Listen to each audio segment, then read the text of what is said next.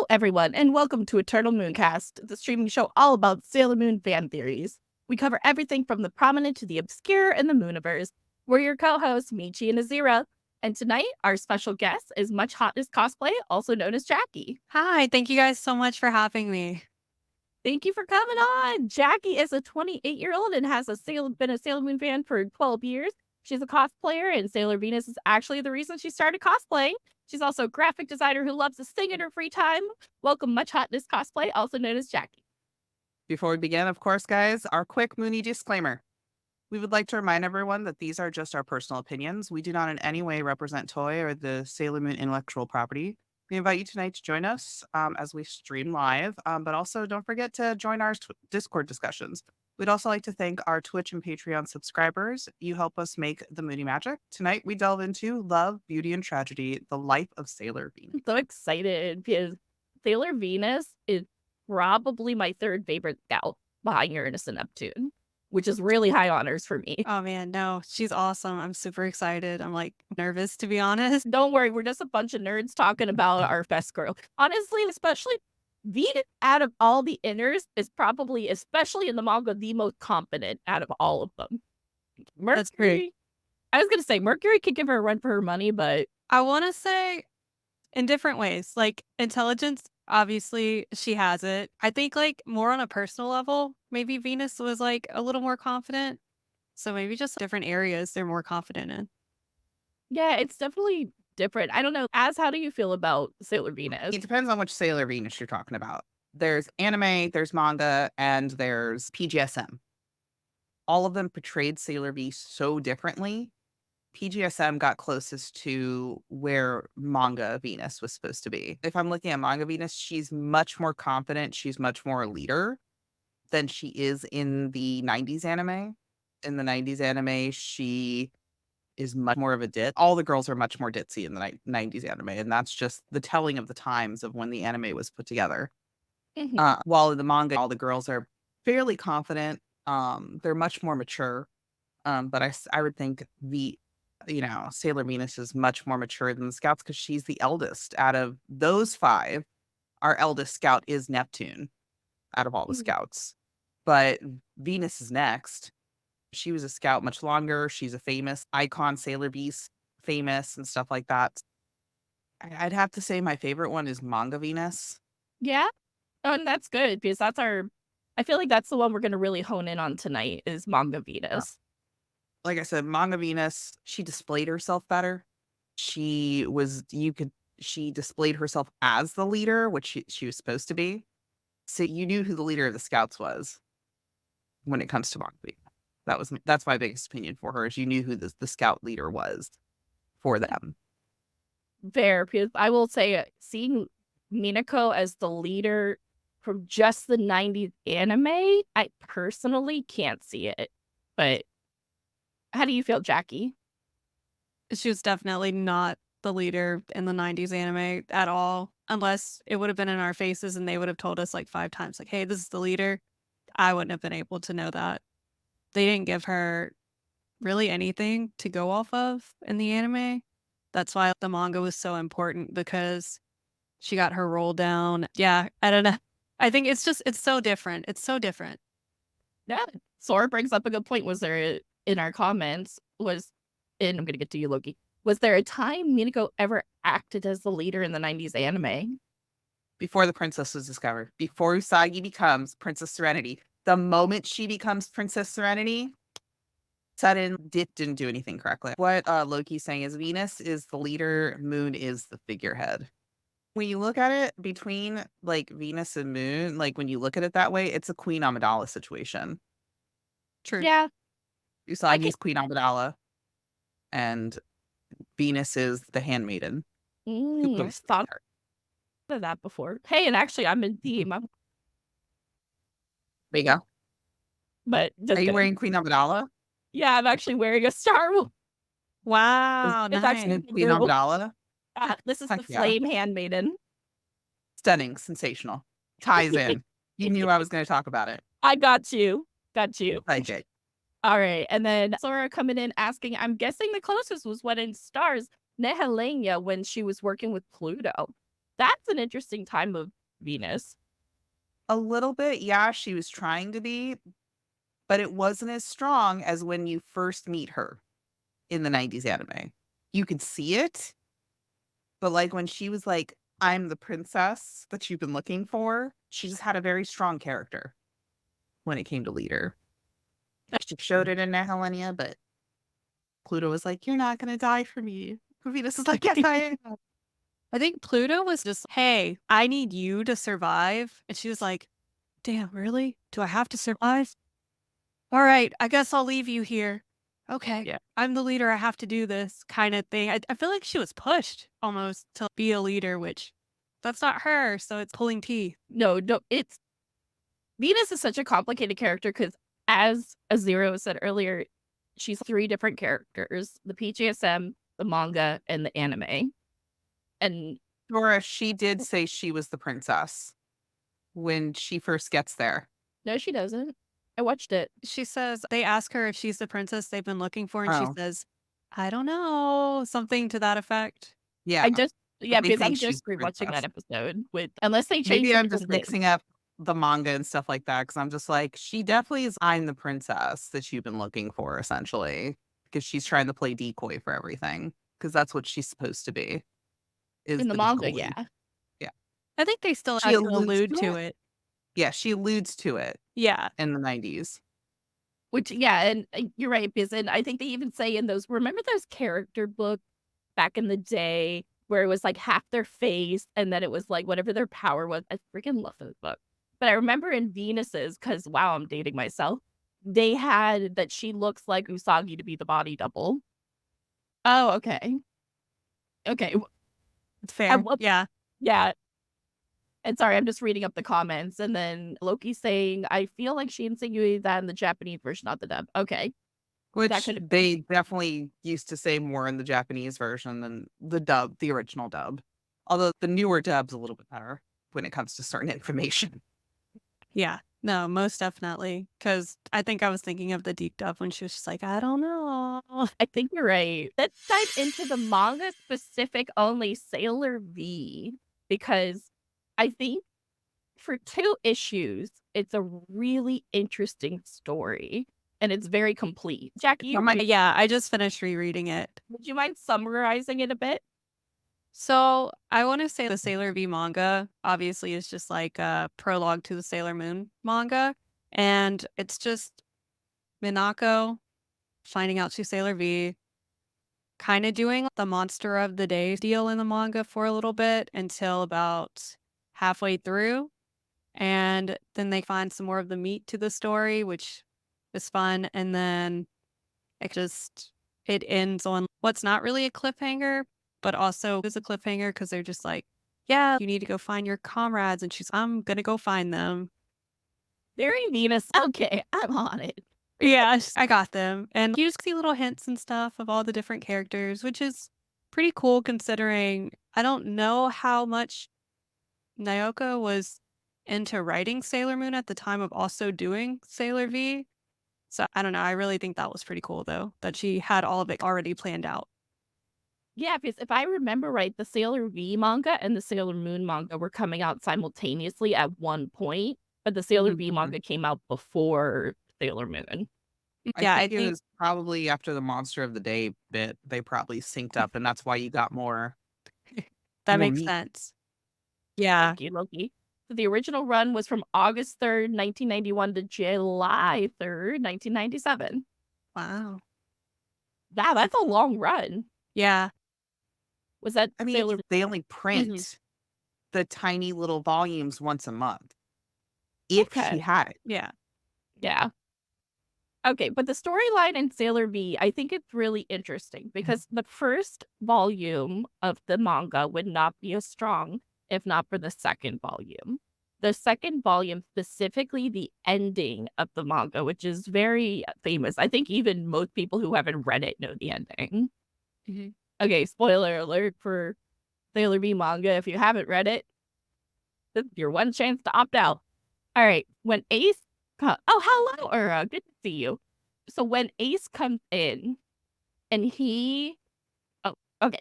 Oh, sorry. Okay, so that's I was about to actually say that out loud, but better in chat. There we go. Okay. That makes sense. All right, trying to. I had a thought. You're talking about the end of Sailor V. Yes. Okay. Thank you. When Ace gives Minako her memory, I'm trying, Loki. I love you too. When Ace gives Minako her memories back, and she relives not only the Silver Millennium, she relives the death of all of her friends and her princess and that damn Earth Prince. When she realizes that now she has to go kill Beryl, she realizes that she's starting out at 0. She doesn't even have the other scout by her side, which she's had since she was a child, we can see on the Silver Millennium. Yeah, no, that's really interesting too, just for the fact that her way of going into the Sailor Moon manga from the Sailor V manga's transition, it really seems seamless. I almost wish we could have gotten more behind the scenes just because of the fact that it seems like she went through a lot to find all of them after she was told she had to go find them and stuff.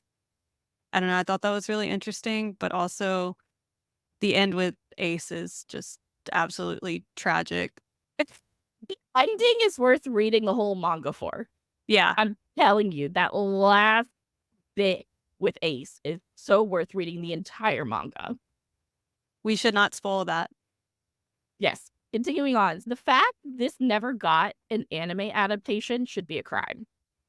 Like, how have we not gotten when this story is sitting there waiting to be made into an anime? I feel like you can get a solid season out of it, to be honest. Like a short season, like a short 13 episode season or whatnot. Even get some Madoka, give us a 12 episode start to finish and Mm-hmm. Yeah, no, I'd be more than satisfied. We have to look at just how they've been handling Sailor Moon in general with just going to movies for stuff. Maybe we will get Sailor V because they've got nothing else to make when it comes to anime for Sailor Moon unless they decide to redo it again and actually follow the manga this time for the first couple seasons. It's literally the only thing they've got. Yeah, no, Sora coming in saying it was supposed to be produced once or twice, but always died out early in production. They could make so much money. Azira and I have talked about this. They could print money if they just made more. Some people have talked about the only other idea I've heard spinning around in the universe would be to continue on and do Next Generation with Chibi Moon and the Mhm. quartet. I don't know if anybody's really picked up on that idea, but other than that, Sailor V would be the only other original source material that I feel like they could really make something out of. I don't know why Yeah. they can't give it a go for a third time. Who knows? Sora was saying they should have had a Sailor V trailer at the end of the Cosmos movie. Would literally have died. Soul would have ascended in my seat. No, that would have been great. And then Uda coming in saying the short stories and side stories that could make for some specials. Like some OVAs, like Mm-hmm. I feel like they don't have enough confidence in Sailor V and those short stories to do anything with them, which I think is ridiculous. The fandom's already shown that we'll buy whatever they give us. I kind of feel the same way. I think sadly that's what it is. I think that they feel like she doesn't have a strong enough fan base, and I just feel like they think that it wouldn't be profitable enough. That makes me sad. Which is silly. First of all, it's like, Toei, do you see behind me, Toei? Look at this. Look at this. I buy pretty much everything. But also, all of the shows have sold out. Mm-hmm. Like the musicals, those sell out. The musical sold out when it came over here. The lines for Universal, when they do new Sailor Moon bits in Universal, are absolutely insane. The Sailor Moon store expanded itself because they couldn't fit in the space anymore. They just opened up the new Sailor Moon store in Harajuku, I believe. That location actually expanded because they had a chance to, and now the store is even bigger. My thing is either they're not confident enough or Naoko is just, no, thank you. She could literally Honestly, be yeah. like, thank you. But also she's given us these gorgeous drawings in like magazines. Like she let Jimmy Choo Yeah, I make saw stuff. that. She did, what was it? Whose magazine was she in? Was she in Chanel? Chanel's magazine in Japan?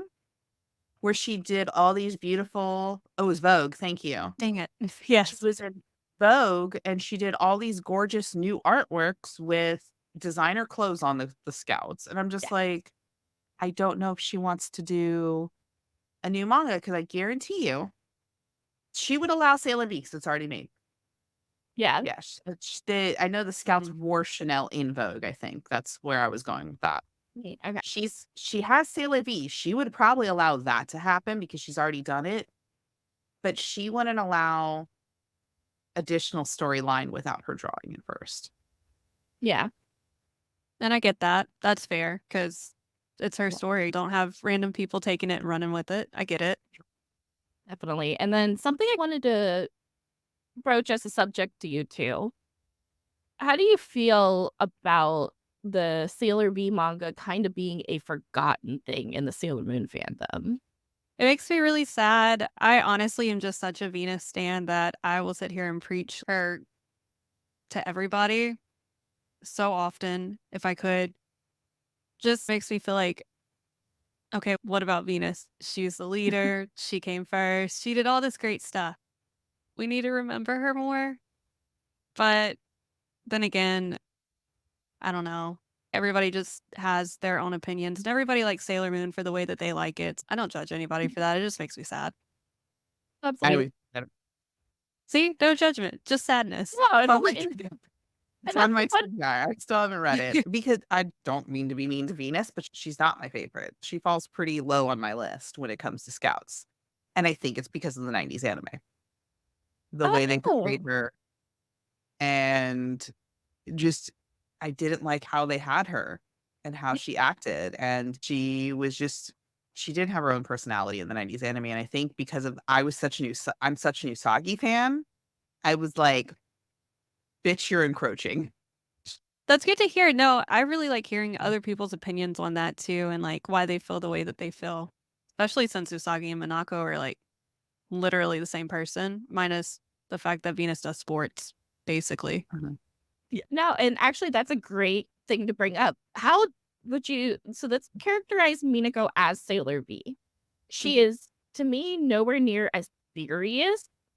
Well, how did she act as Sailor V, which is different than how she acted in the Sailor Moon anime? Because I would say they're two completely different characters. Yeah, no, 100%. Sailor V was a lot like Usagi starting out. She was more confident than Usagi starting out, but she had that very much so, I just want to have fun. Oh, wow, I'm a soldier of justice. This is so cool. You guys love me. I'm great. That was literally like her internal monologue. Yeah. She's, oh man, I'm so pretty this way. I don't like myself as Minako, but man, I'm Sailor V and I can do anything. And she just completely matured, knowing that she has to protect other people and stuff. The responsibility hit her. Yeah, because in the manga, to me, she takes it even less seriously than Usagi takes being Sailor Moon in the beginning. Yeah. She is transforming in front of everybody and their brother. Artemis is calling her out for transform now, do this now, like, or however he says it in his cool cat voice. But it's just, I wish Crystal gave us a little bit of manga Sailor V.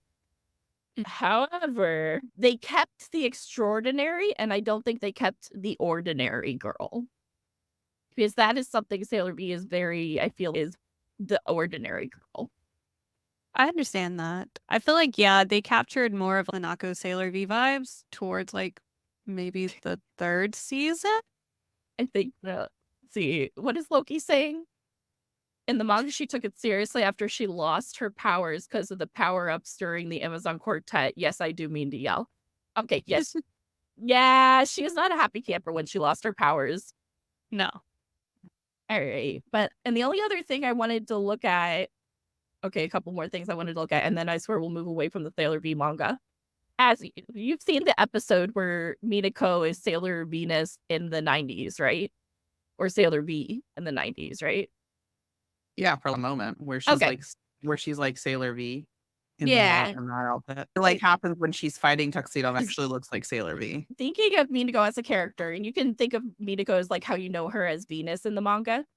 Mhm. What would you two say is interesting as like a compare and contrast to Usagi as a main character?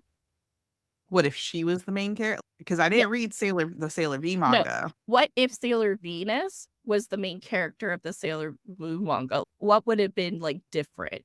Would we see people differently?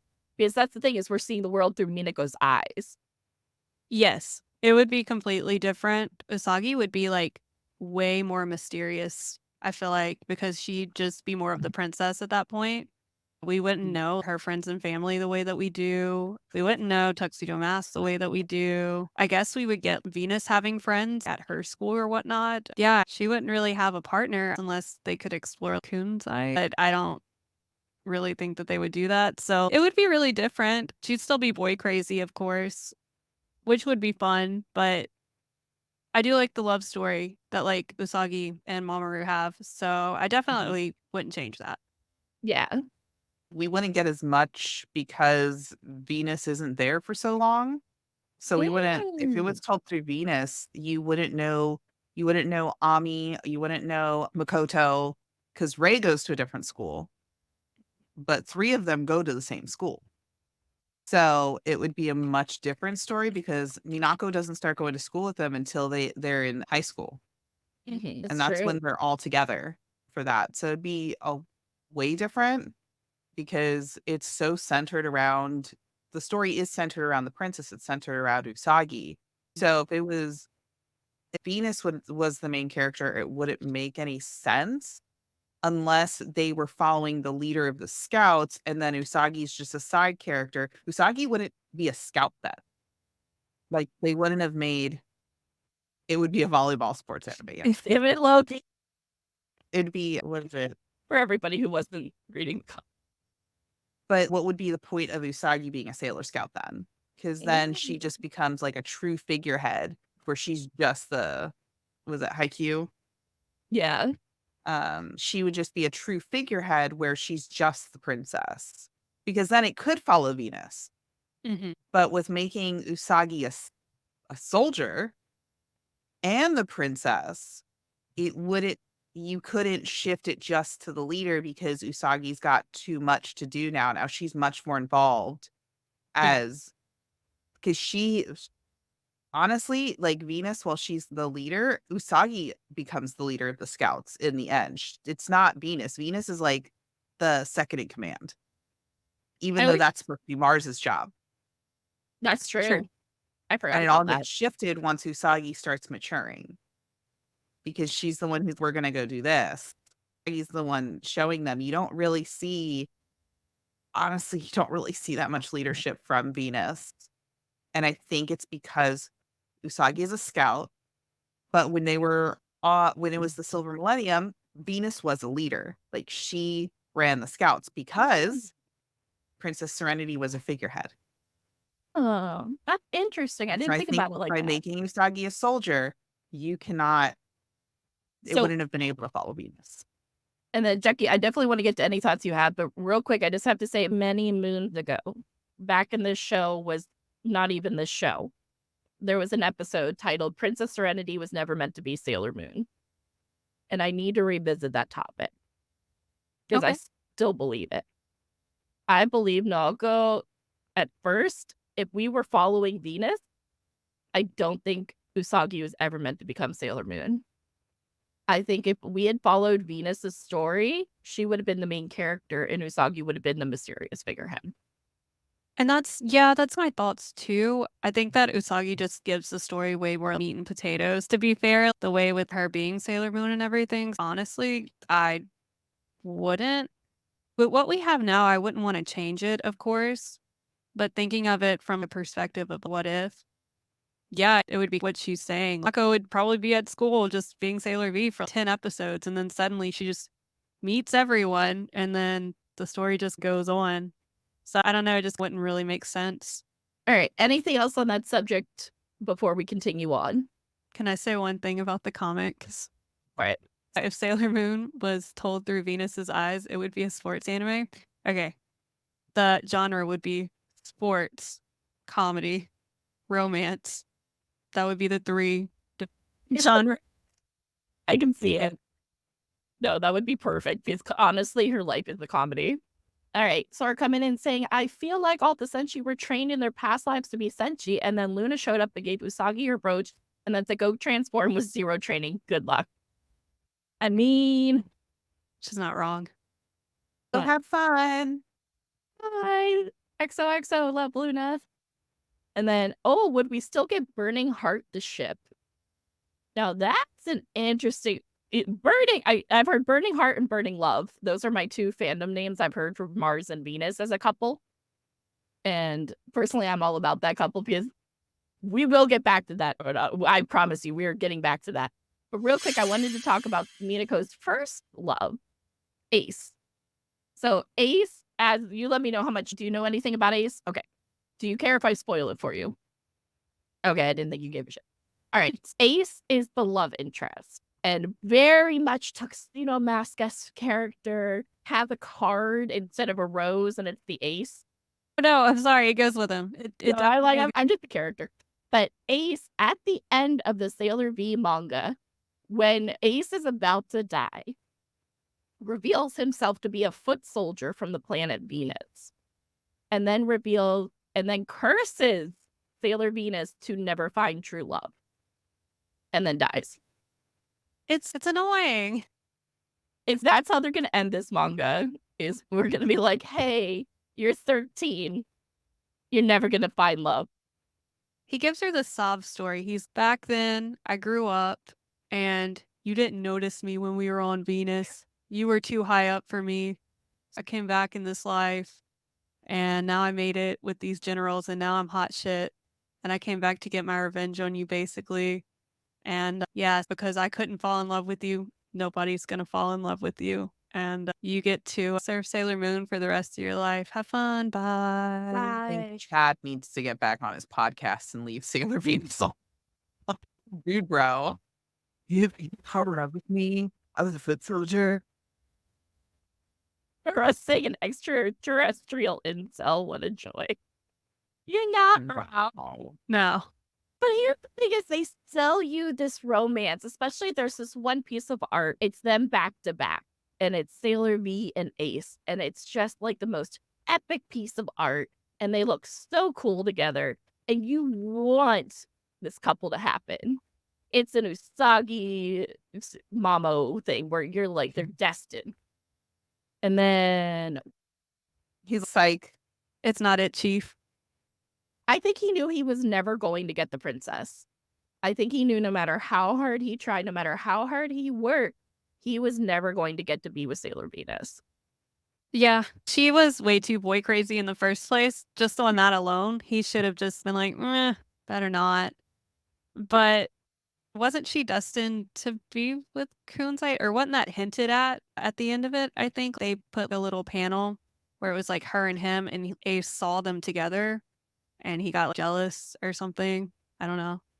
I could be remembering that wrong. Oh, no, you're right. In Big Technical, when it was, there's a flashback where he's being, she's also 13, but where he sees her with Kunzite. And he's big jealous because Kunzite's a general and could go up to her, and he's a foot soldier and he can't. Yeah. I mean, fucking River. Kind of like the equivalent to like Beryl and like King and Endymion to an extent. No. Okay, but the reason I wanted to bring all that up is I want everybody to be in what mindset Minako is meeting everybody in. Minako had just gone through uber tragedy, relived the Silver Millennium, relived all of her friends dying, moved countries, everything to combine these girls by herself, has no good support system because we all know Mama Serenity ain't giving them any parents that care. Only Usagi gets parents that care. And then she's gone through a ringer. It matures people. It does. Trauma just makes you stronger in this instance. I just want everybody to go in mind that she is wearing a mask of happiness, but she's actually internally sobbing. Sorry. I always got to throw one in at Mama Serenity. All right, shall we talk about the Sailor Moon manga? Of course. Go ahead. All right, so let's talk about Minako's first appearance. So she gets a lot of hype, I feel like, in the Sailor Moon manga. She's cooler in the Sailor Moon manga. Yeah. Oh, she's a lot cooler when she's older. Yeah. No, she's much more mature. I think it was only like a 6-month or so span of time in between both, if I remember correctly. But I don't know, man. It's the trauma again. It's not nothing to sneeze about. All right, so she first appears as the Moon Princess, which I think was an interesting dynamic. She's internally broken, but she's trying to make friends with these people she knows she's going to have to spend the rest of her life with. Or until they die. That's rough. First. Which in Sailor, Yeah, It's she a- doesn't really trust people. no, she doesn't tell anyone her secrets. A bit harder. She's pretty quiet in the 90s anime too. She doesn't introduce herself as Minako until they go to fight Beryl, if I'm remembering correctly. No, they have a couple of filler episodes after that. I think it's like episode 30 or 31 when they go down to fight like Kunzite and them the first time is when she's like, "Oh, hi. We're friends." Yeah. She comes to the temple and Usagi's Yeah. not there. And she's, hey, the radio tower gave really bad vibes. Hmm. And then we have to go back because Usagi's in trouble. And that's when she does this. And they're like, who are you? And she's, I'm Sailor Venus. And then she's, let's go. There's okay. But are coming and saying, hey, it's okay if they die. They'll just be reborn because why let you go peacefully? You're not wrong. True. But in the manga, how would you guys say that they are as, what would you say? Oh, thank you. I might So be it is- thinking of the dub, I think it's 35 of the dub, if I'm remembering right. like the old dub. Yeah, like the deeds. Sorry. But what would you guys say Minako is as the leader of the scouts in the manga? I think she does pretty well. I think the first and second arc really show that off more than the other arcs. Like the second arc, whenever everybody gets taken away and she's still there, she helps. She does stuff. In the manga, she gets to kill Beryl. We'll never get to see that in the anime, but the manga's cool. Can you talk about that real quick? Because I know Azira has a crystal size hold poke about Crystal. Yeah. Ah, okay. I do not like the way they handled season 1 of Crystal at all. They Mhm. went off the rails off the manga by letting the general survive and then smashed him with a rock. And then they smashed him. Yeah. I am a little bit of problem, especially with having Venus and Kunzite remember each other. They. And then Meteorite. They did that for the fans. There's a little something for the kids. And then they're like, nah, just kidding. But it's about Killer of Queen Beryl. Minako deserves some respect on her name for that. They'll never give it to her. Oh, it's Poe and the One Blonde Girl. Okay, thank you, Ura. You're the best. And it was episode 34, The Shining Silver Crystal, the Moon Princess appears. Thank you for correcting me. I needed that. No, or it's our like fact checker, or it's awesome. I love that. All right. And then, but yeah, just the fact that they took such an important moment from Venus, especially in Crystal, when we were expecting a manga by manga adaptation. That's one of those moments where I remember where I was when I watched the Oh. episode because I was excited.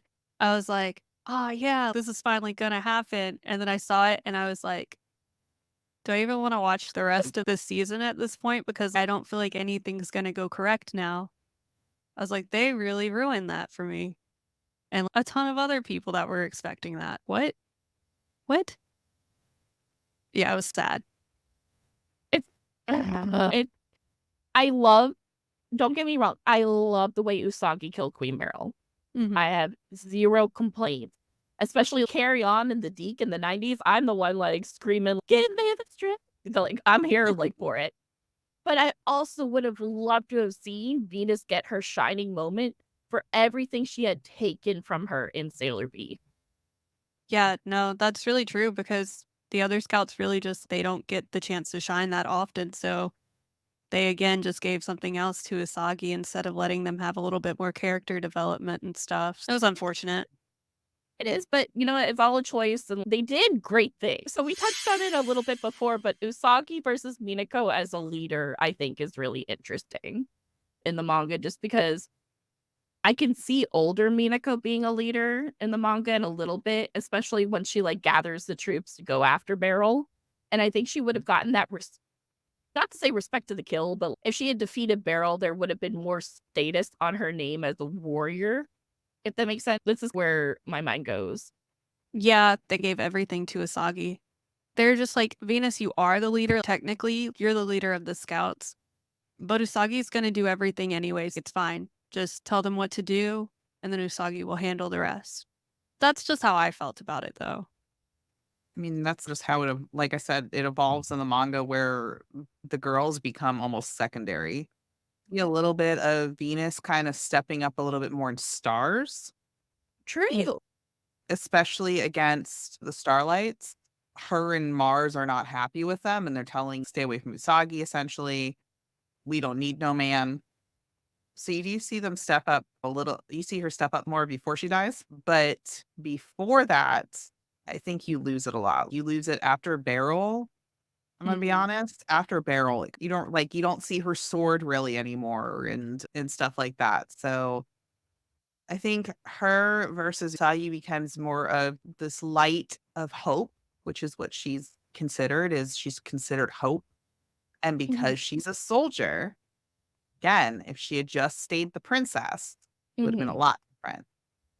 She essentially like she takes over the role of leader of the Sailor Scouts because she is more powerful. And I don't mind Usagi as a leader because Usagi, compared to Venus, she's much more compassionate.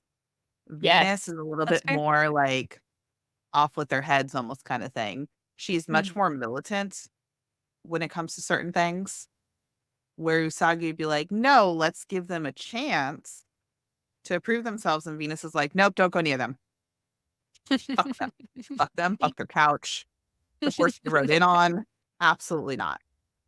Because that's how she's portrayed more in the manga than you don't really see that in the anime.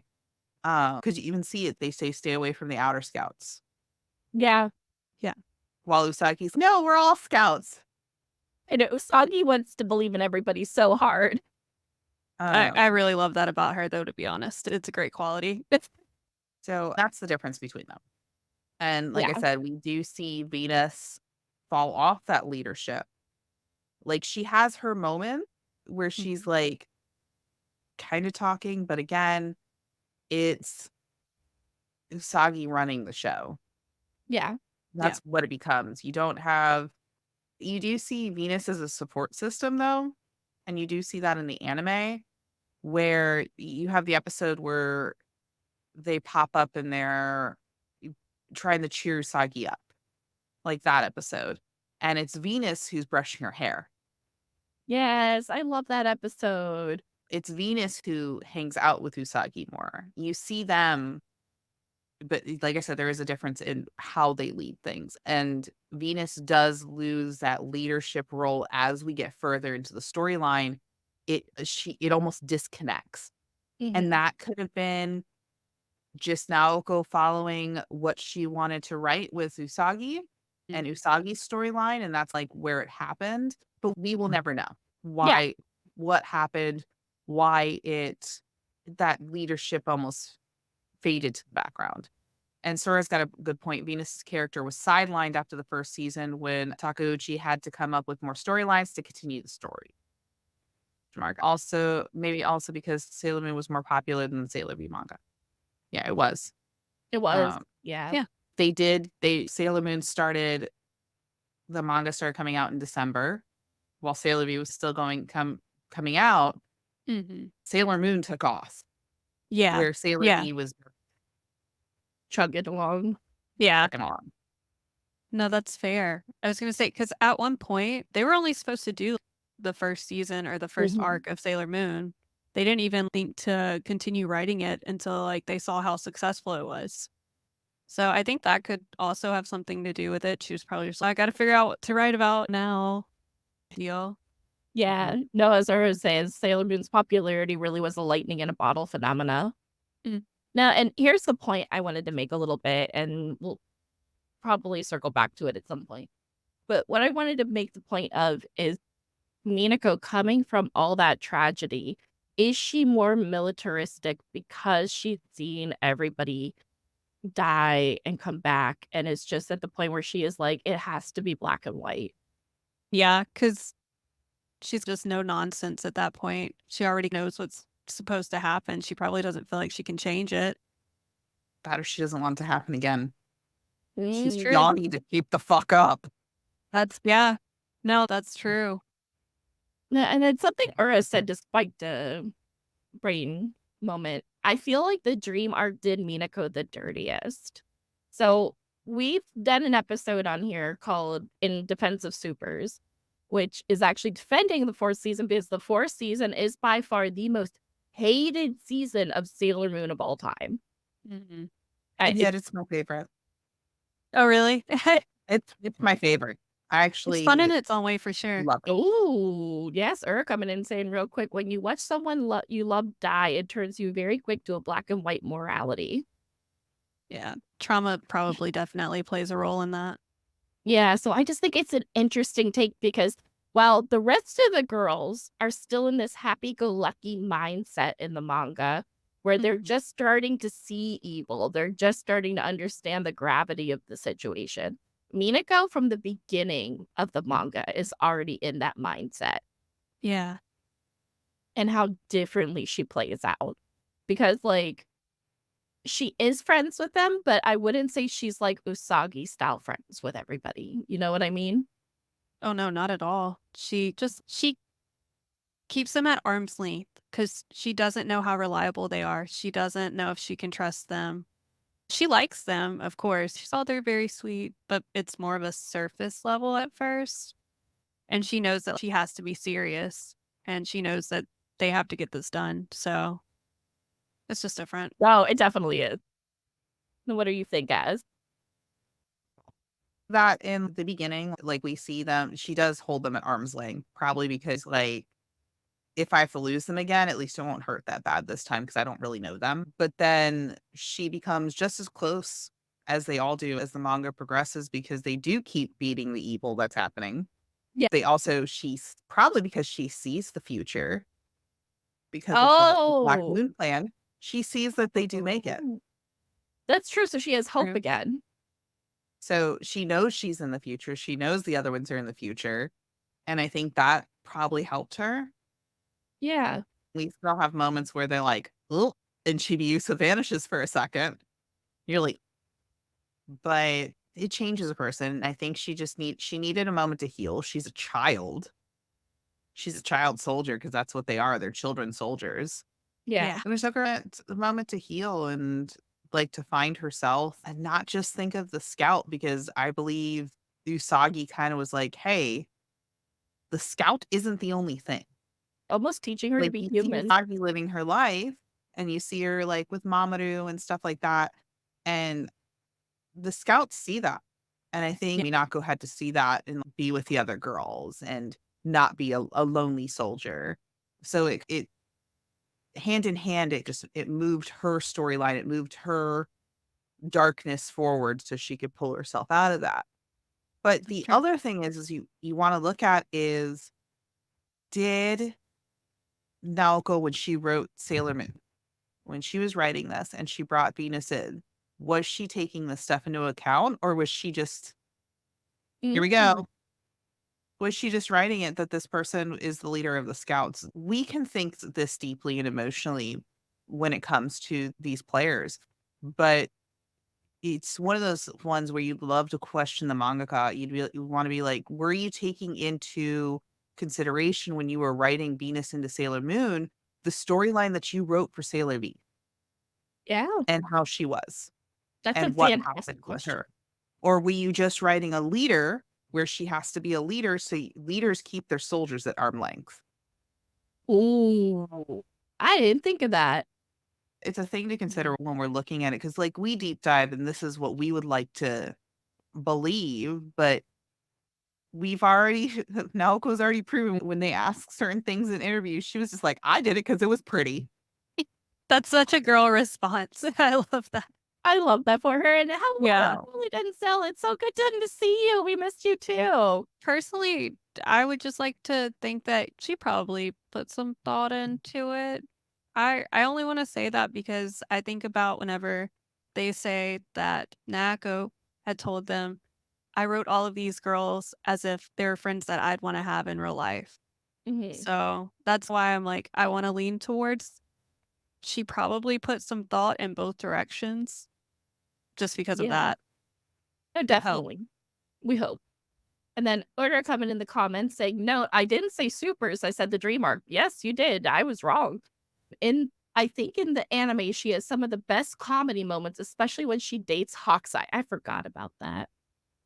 Do we have and Tiger's Eyes simultaneously? God, I love her so much.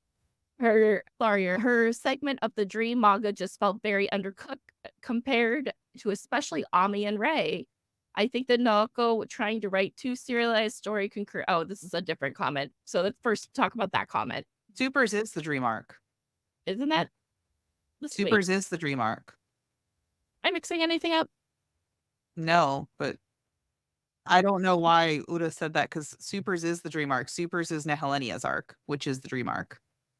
That's why I was like, wait, I literally have the poster in front of me. I wonder if they were. I went, wait, what?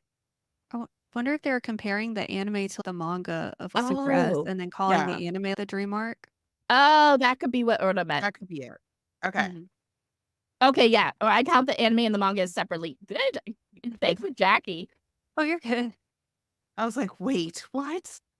Yeah, Oh, Supers fair enough. anime is very different from the manga. They're Mhm. 2 completely different stories. And then any other comment you wanted to make, As? Or no, okay, just wanted to make sure I wasn't cutting you off. And then the other comment is, I think Naoko trying to write 2 serialized stories concurrently that take place in the same universe at different points on the same timeline. I feel like I'm in Doctor Who. I feel like the continuities get crossed, and like you said, it looks pretty probably became a deciding factor. It's coupled when you learn that the manga was supposed to end with the Dark Kingdom and everyone dying. Yep. That's fair. And they were like, don't kill everyone. Hold on, we're making money. Like, don't do it. Don't do it. You can kill them, but you have to literally bring them back right after. Figure that out. That was the concession they made. They were like, you can kill them. Mm-hmm. They have to come back. She was like, fine. Yeah, I guess I'll Yeah. do it. That money. Gotta I work. wonder how it would be if like they didn't continue it and that was just the end. We You would have do gotten that. Flash or Nehelenia. Or Uranus or Neptune. It'd be just a really dark, shorter anime. As it's like a happy-go-lucky girly anime, and then all of a sudden you're like at the end, it's death and despair. It turns into Madoka. Pre-Madoka. I'm so happy Madoka got a happy turnaround though. That is Oh, surprising. yeah. Because you have the other arc where the girls aren't turning into the witches anymore. And I was like, I'm actually sad that they took that mobile game away because I used to have so much fun on it. Until Rebellion. The fans needed something. Yeah, the fans did. All right, and then let's see. Usagi versus Minako. Anything else that you two want to touch on? Usagi is not athletic at all. I Mom, think that's mom, something not Jackie. clear. Yeah. My girl tries. She tries so hard in every sport. I think her best sportsmanship is eating lunch before it's lunchtime. She's very good at that. Very. She also was a tennis ball for a time. Tennis experience right there. We're gonna put prop on the resume. Why were you a prop? What happened was there was this tennis monster. Someone wanted to see a sexy tennis ball, and apparently it happened. She starts doing parkour in Crystal season 3. I don't know why the animators decided she should travel mainly through flipping when fighting the Deathbusters. What? Yeah, I guess I can see that. Venus, the parkour queen. That's funny. I'm like, fuck, I need to rewatch Crystal. I haven't watched it in so long. I'm waiting to watch it on the React series again. Except for we're going to watch Cosmos, we decided. We only got, God, it's coming out the 22nd of August. Yeah, so what, we have a month? Yeah, 2 month and a months. half. 2 Yeah. 2 months. 2 months. 2 months I too was about to many. say months. Got all of July and then all of August, so we still gotta get Technicalities. Technicalities, because at least we have a release date, as we did that episode in June of last year when we tried to predict when the movie was coming out. And we said Anime Expo. Shouldn't have missed. I honestly think they ran into a lot of copyright jargon, bullcrap, people fighting over trying to get it. And I was like, Netflix had the other one. Just let them have it. For Christ's sake. Yeah. If anyone else submitted for PTO on August 20th. Comment search. Gotta make that money, gotta work. Sorry, 18 stuck in my head. I will not be putting in PTO. I'll watch it probably that weekend. I'm gonna have I want to do a little watch party, or like, I don't know. It's gonna be hard. It would have to be virtual, but alas, things for the future. Back to our girl Venus. Jackie, is there anything specific about Venus that you wanted to talk about tonight? I'm trying to think because we've covered a lot, so I'm just like, Yeah, don't worry. We covered a lot really quickly on the show. yeah. You watch PGSM? Okay, so God, it was a decade ago, and I watched up until episode like 30 something, and I don't know why I fell off from it. Oh what my I watched, God. it was good. It was really cheesy, but it was good. All right, let's talk Yeah. about that. I can tell Az is in the mood. Yeah, we could talk Let's about get it. into for this. sure. All right. So Have you been spoiled for it though? You know what happens. I know Venus's plot and what happens, and I've watched spoilers because I'm just myself. Yes, Oda, coming in. Girl, PGSM is literally peak, and I will die on this hill. Agreed. I'm going to be honest, embodied Venus the best. Actually made her the leader of the scouts and kept her that way. Yeah, there was not a single moment in PGSM where I could not buy she was the leader. Okay. I'm sorry, I'm trying to remember. It's okay. She kept everyone at arm's distance. She did get close to Mars, so we did get the burning love. Very hard. It was definitely very much shift between them because Mars is the only one who gets close to her. Because Mars has to break the news that she dies. Yeah, Mars is the one who has to break the news.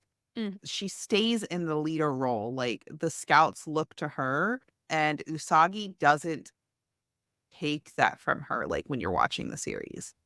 Oh, you're right. You're like, so at all. right. Like, I think she I remember stays some of that leader that, hey, this is what we're doing. Like, when they meet up and talk, they listen to what Venus is saying when Venus can actually talk to them. Because I don't think, I'm trying to remember, if I'm remembering correctly for PGSM, Venus really doesn't meet up at the arcade or the karaoke bar, because it's a karaoke bar for them. She really doesn't meet up with them until much later in the series, if at all. But they take direction from her. So is it a question of, is it that keeping your soldiers at an arm's length kind of thing? Yeah. She's also a famous idol. Like, she's... Oh, yeah. Honestly, I think PGSM Venus is the best Venus. Okay, it's at the very end. Okay, so she does go, like, once. But they do have discussions with her, and they, like, follow her lead when there's battles going on. Plus, she got to be an idol. That's what Venus wanted to be. She wanted to be an idol. So they gave it to her in PGSM. They were like, here you go. You die in the end. I believe if PGSM had taken off better, I don't think she would have died. You think she would have stayed alive? I think they killed her because the series was ending. Oh, so I think that's what happens. Also, she sang some bangers. She did. Say In a love cowboy me. hat. Say love me. Yeah. No, I had that on repeat for, oh God, a long time. A long time. She had some bangers. She had Say La Vie, and then she had another song. I don't remember it. I think it was the ending song is supposed to be her. Because I know the beginning song, the opening song is all 5 girls singing it. But she had a good storyline. She stayed a leader. She was very serious. Okay, so Uda coming in saying they killed her because the big trope in J-drama at the time was the I'm dying from a mysterious disease. But I don't mind that they did that. I actually really liked the ending of PGSM a lot. I think they would have brought her back if PGSM had continued. Or she would have been cured. She would have been miraculously cured. the Usagi would have cured her, or they would have found. We've got Kitty. Oh, we This got is Kitty. Moonie. I'm sorry. We love fur babies on this channel. Usually they're right here with me, right over here somewhere, laying down. Yeah, yours made the appearance first tonight. I can't quite Trying get to your think. face in the camera. You kind of short.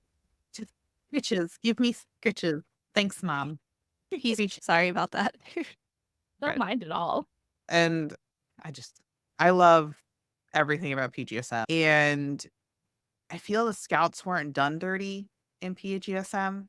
Yeah. Actually had like really good storylines, and they fleshed out these characters. Romance, kiss bang. And Kagatoshi ni Kinsei. The opening was Idol Singer Sai, and the ending of the series Friend was all 5 senshi. Okay. Oh, that's so cute. It's just so she gets to be this singer that everybody's listening to, which is fantastic. They're all fans of her. And then they were fans of her in the manga and the anime because you have the Sailor V video games. Yeah. I like the fact that Sailor V is famous. The way they handled it for the live action was they made her a famous singer instead of Mhm. like video game, because they had to make it more reality based. I feel like even though I'm like, it's magical girls. Yeah. Yeah. Yeah, Uh, but still based in but so reality. they made her a singer instead, because that was the thing when PGSM was coming out. What did you follow? Japanese girls followed Japanese pop idols, J-pop. Yeah. Yep, big Minako, a J-pop idol. I'm relearning so much stuff listening to you. So So pretty. She's such a beautiful actress. Mhm. And I do love the fact that I know it's not Sailor V, but Sailor Mars is the voice of Sailor Cosmos. Because Yeah, all all of those that. girls are very big Sailor Moon fans, all 5 of them. I think that's really cool. That was a big, cool thing. She was super excited. She was like, I play Oh, Sailor Mars and Sailor Cosmos. Like, I would be too. No, that I saw that and I was like, good for her. Yeah. her, like, way to make Moonie dreams come true. Mhm. the karaoke parlor also kept it more relevant. Same with Usagi using mini discs instead of cassettes. Oh, True, that's true. I did like that it was a karaoke. Like the way they did PGSM kept it very in the day Japan that it was at the time it was being filmed. Yeah. An intro to Kotono's memoir. Nice. Man, that Sailor Mars is really talented. Mhm. They're also all gorgeous. So That one. I think the funniest thing though, and you see it in PGSM, is they actually shop at a Claire's. Claire's is actually really popular in Japan. Venus does have Artemis in PGSM. He is a stuffed animal, just like Luna. And these stuffed animals are fucking hilarious. I love the fact they used these little stuffed animals. I am a little sad that Artemis does not get a human form in PGSM. Luna does. It's Sailor Luna. And it gives me so much cute aggression. That little girl who plays Sailor Luna gives me so much cute aggression. But we do have Artemis, and he's the one who's constantly advising her. He's actually the one who tells her to stay away from the scout. He's keep your distance. You have a mission. Mhm. Because in PGSM, yep, there's Artemis. They're with so cute Ami. but wonky. I love Ami. He's with Ami right there. Yeah, and then that's Luna. Oh, and there's Luna. Love I would Luna. love to get my hands on those stuffed animals. Like, I would kill for them. I have And not been Luna. looking recently. I really do. But I've actually, since we're doing Disney World this year, I have not been Sailor Moon collecting. Oh, okay, that makes sense. Yeah, I have enough apparently. No, I don't. I've been getting books, so that doesn't help me at all. But you do have Artemis being more of a leader companion also in PGSM. He's very much Venus's confidant because he's really her only friend. Because PGSM Venus is so lonely. She is a solitary soldier, essentially. She does join the scouts to help them. She does pose as the princess also. She poses with the crescent moon on her head until Usagi awakens in PGSM. So they do keep that. They do have, you can see her leadership, like when Usagi goes fucking ballistic on Princess Sailor Moon. Can also fry eggs themselves. So All right, you're too much. I love him so much. You can definitely see she's, hey, we need to stop Usagi before she kills all of us. Yeah, because Princess Sailor Moon don't play. Yeah. But you see her team up with Mars the most in the show. And her and Mars get very close. But she is very much the solitary soldier. She has a mission that they are constantly repeating. And then, gonna come in and say in real quick, Keito Kitagawa, aka Sailor Mars, was on a variety show when Cosmos was coming out and recited her pre-battle speech from memory because the role meant that much to her. Oh, my Moonie She's heart. a gem. Protect her her. at all costs. Yeah. All the good. Is that our cue to go to break? My dog goes psycho when my wife comes home. So that's why we usually take the break then, because he doesn't stop for a good 5 minutes. Oh. So, yeah, it's break time. All right, it's Okay. break time. We'll be back, everybody, and welcome back to the second half of Love, Beauty, and Tragedy, The Life of Sailor Venus. We are your co-hosts, Michi and Azira, and this is our wonderful guest, Jackie, also known as Much Hotness Cosplay. Hi. We're excited for our second half. So I believe to start off, we thought about why don't we go over the different voice actors Sailor Venus has had? Okay. I will say right now, my favorite is the deep dub Venus. I think same. I think same. It's that childhood. It's a nostalgia. Yeah. It's hard. The deep dub VAs, just in general, captured the characters closer to the way the Japanese capture characters. Sorry for all the newer voice actors, but they really did capture those characters. They embodied them. They were much closer. It almost felt like I was watching the Japanese, but in English. Does that make sense? And kind of like energy. Yeah. Deep dub.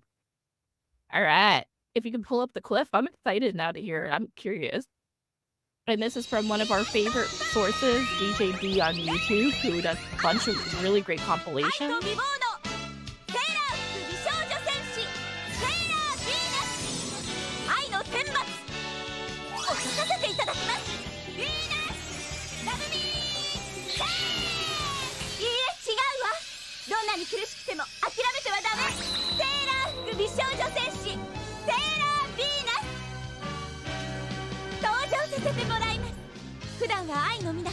みんなと同じ中になんとか立ち直れるようにしてあげたいわね。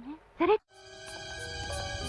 うテントの中がなんでこんなに広いの？はぐれちゃったのかしら。こんなに苦労して平和を守ってきた私なのに誰も褒めてくれない。恩知らずな人はほっといて自分の夢のために生きましょうよ。セーラー戦士も舐められたもんね。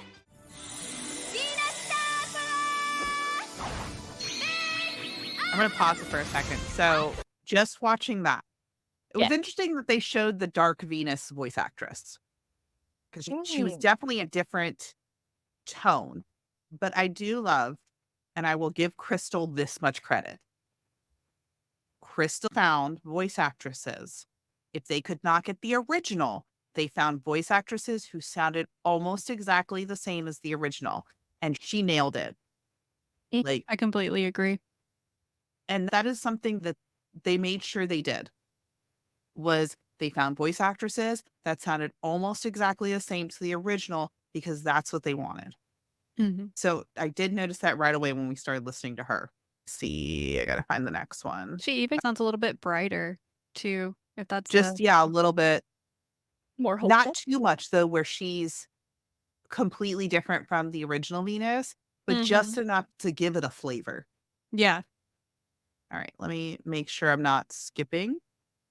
I think Crystal had solid voices for most of the cast, with the main miss for me being Jupiter. Fair enough. And the actresses for Crystal were also fans of Sailor Moon and were crying to be able to audition for the role. honestly, what Hey, bitch, same. I'm ugly fucking crying. the fact my name would be anywhere with Sailor Moon print. I feel that. Okay, so we're going to go to Stephanie Morgenstern. She is Deke. Yeah.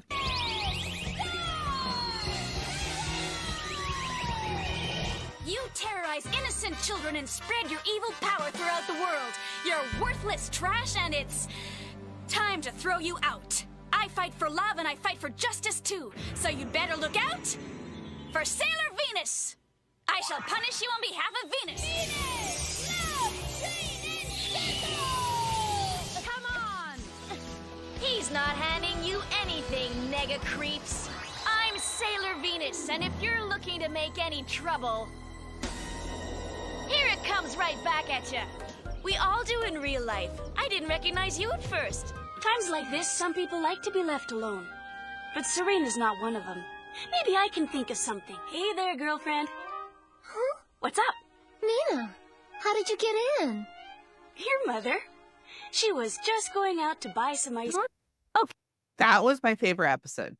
Oh, it's such a sweet moment between them. It was a moment of, because I think, like, I don't know if the other scouts show up. I'm not. Hold on. Let's see. If Hey, they do. girl. No, I think it's just them. Do something way Because we cool with just your watched that hand. episode. We'll give you a Yeah, and they if show you up at the pretend end for the fight, and that's about it. Yeah, I think in the 90s anime, they miss out because all the scouts are actually supposed to come over because Usagi's hair has grown out of control all over her bedroom because of her princess power. Mm-hmm. And they're supposed to be cutting it and restyling it. In the manga, yeah. And in the 90s anime, it was just Venus coming over and them having a girl time. And it was just Cute. And then real quick before Needed we the continue, development. coming in saying, I agree that Stephanie Morgenstern is peak English Minako, but Shirami Lee also did very good for a modern dub. Emily Barlow, I didn't like as either Mina or Ray when she covered for Katie Griffin for the first few episodes of R. interesting. Right. So we're gonna move Mhm. to. Sorry, I had it and then I lost it. Oh, We're you're gonna good. move to Emily Claire Barlow. too many candies.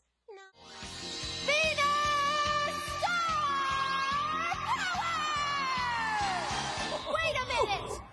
Ugh. I stand for justice, and I stand for love! I shall punish you in the name of Venus! I'm Sailor Venus! Ah! Venus, love, chain, and circle! It's hard to keep up with school and fight evildoers, but there's no use in crying over misspelled silk. It was so funny, Andrew. Artemis just can't resist caramels, so there he was with his mouth and whiskers all covered with sticky sugar goop. It reminded me of when Serena tries to chew bubble gum. What a riot! They could So Ura does have a good point out where I'm sorry I can't hear her without hearing Courtney from Ultra. I'm so glad I have not watched that show. She got her doing her move. She put the effort into it, but it's okay. Still Deke right now, hands down. Yeah. No, she did grow on me though. There's a few episodes I do love of her voice. I feel like she embodies Minako better towards those seasons because she's a little more silly, but I don't like her Venus voice, if that makes sense. Yeah, like you like her more Mina voice, but not her. Yeah. All right, so here's Shirami Lee, who is the newest voice actress to Venus. Hey. Venus Star Power! Make up! threatening to harm an innocent child and spreading your evil power throughout our world? You people are unforgivable. I'm the pretty guardian who fights for love and for beauty. I'm Sailor Venus. Now allow me to punish you with love. Venus, love me, chain! Don't listen to him. No matter how hopeless things may seem, you must never give up. I am the fifth and final pretty guardian who fights for justice. I am Sailor Venus. Yes, my real name is Minako Ayano. There must be something that we can come up with that will help her. Oh, I see you're looking at that ad for the new hair salon. Minako. Hi, Usagi. Sorry I called, but there was no answer, so I just came over. Hey, I just had a thought. Why? I get that. She sounds like Deep Venus when she's Venus, but she doesn't sound like Deep Venus when she's Mina. So that was all the voice actresses. Yeah, and by the way, all voice actresses are amazing. We mean no disrespect to any voice actor. These are just our favorites. And as Uro says, again, with all these voice actors, we got to remember that they have to do what they're directed to do. Most definitely. I even have Jeremy Lee's autograph back there. Really? Oh, yeah. Yeah. I do too. I just looked up. She's up there. Yeah, Really? this was at, I got to go, what did we do? Anime Expo, babe? We got to go to Anime Expo because I won the Viz Media Sailor Moon cosplay competition Hell yeah. as Okay. Queen of Helenia. And we got to go to Anime Expo and I got hers. So that Venus, Jupiter, Medusa, Neptune, Uranus, and Tux and Pegasus were there. Wow. That's practically the whole cast. Yeah. The only ones I'm missing are Mercury, Mars, and Moon. And I actually, if I find a con where they're at, I actually will take this so that I can get them on there. Are calling you out. Azira's collection so big that they can't keep track of what they got anymore. I'm going to need you to not be so loud and stop yelling at me. I don't appreciate it.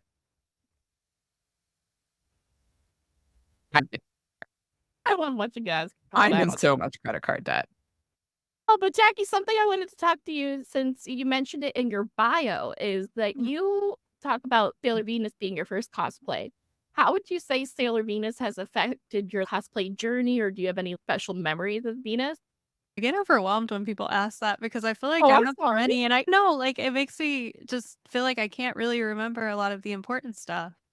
It really just changed everything for my cosplay journey. I feel like I really connected with her as a character, and so I was just like, yeah, I just want to get a costume for Halloween. And then it turned into, wow, there's an anime convention. I didn't know what those were. I want to go and dress as Sailor Venus. And I've probably worn Venus to, I think I've been to at least 100 cons in the past 11 or 12 years. I've probably worn her like 5 out of the 100 times in some form or fashion. Yeah, that is so cool. So she's literally been at your whole span of your journey with cosplay. Yeah, I've never found another character that I relate to more. I have a ton of favorite characters, but No, the comments are great. not all the cons were big. Some of them were small, really smaller cons and stuff like that, because I can never do huge cons all the time. That's way too much money. Or sometimes I got a free pass, or there are reasons. I swear I saved some money some places. That really, it gets expensive. But no, I've seen a ton of different other characters that I've cosplayed as over the years. And she's just always the one that I go back to just every time. I just feel the most confident as her and stuff like that. Do you also get a really fun from the community, like the Moonie community, when you have you met other Venuses? Oh, yeah. So back in the day, when I was like more prevalently like on Instagram and stuff, prior to the pandemic, to be fair, I used to go to different cons because I live in the South. So I would go to cons from like Atlanta all the way over to Dallas. So I met pretty much all of the Moonie community from down there and became like really good friends with so many of them. And I still talk to so many of them to this day. And that's probably one of the best things about cosplay is getting to meet the communities of like stuff that you enjoy as well. That's how Michi and I met. Yeah, Really? most of our guests are cosplayers because we're cosplayers. Yeah, yeah. I've seen y'all's cosplays and they're amazing. Honestly, you guys do a great job. Thank you. I really liked you mentioning like Venus being that was like the first real big one that she did. Because it's funny because I connect with Usagi, and my first anime character I ever dressed up as, I was very young, we're talking middle school, was Neo Queen Serenity. Oh. And when I actually started cosplaying, Princess Serenity was my first actual cosplay. It So comes I cool. feel that, and I've worn Princess Serenity to pretty much every con because people know me as either my Princess Serenity. Some people know my Queen Helenia because I took her to Katsucon, and I'm Oh, okay. 6'3" when I wear her. I have platform shoes that are like this big when I wear her. I God. specifically made her with those platform shoes in mind. Okay. So, Okay. like when you were saying that about Venus, I was like, Usagi for me. I was gonna say Loki's calling you out. Az and I met indirectly through Sailor Moon. That is one of my all-time favorite stories. I can tell it really quick if you'd like to hear. Yes. So I was cosplaying Princess Serenity, and he also did yes, I do Lord Sesshomaru, and I get a lot of ladies when I'm Lord Sesshomaru. I love that. I actually had one guy come up and he was like, "Will you please step on me, sir?" And then he heard my voice and he was like, "You're still sir. Will you please step on me?" And I was like, "My guy, I charge for that." But he gets all the girls in the gays. It's true. I love wearing Sesshomaru. I'm very confident in Sesshomaru because I do get a lot of ladies. The amount of ladies that will stumble if you wink at them in Lord Sesshomaru's cosplay is I love impressive. it. I love it. I'm a little bit of a schmoozer when I'm in him, even though he's not. I just love doing it. You're like, So how I met my wife, Princess Serenity was my first super serious cosplay. And I decided that I wanted to start a Sailor Moon group where I lived. And I ended up meeting someone who I am still best friends with. She is a photographer and she's also like a big Sailor Jupiter fan. And she ended up doing photos for me. Like we actually went to Katsu, we did photos. And then I was like, hey, we live near, I honestly don't care if people know. I live near Richmond, Virginia. And in Richmond, Virginia, there is this place called Maymont. Look it up. It's gorgeous. A lot of weddings are done there. And they have different gardens. And one of them is the Italian garden. And it looks like you're walking into the Moon Kingdom. It is gorgeous. It's got these beautiful dome shapes. It's got pillars everywhere, like Moon Kingdom.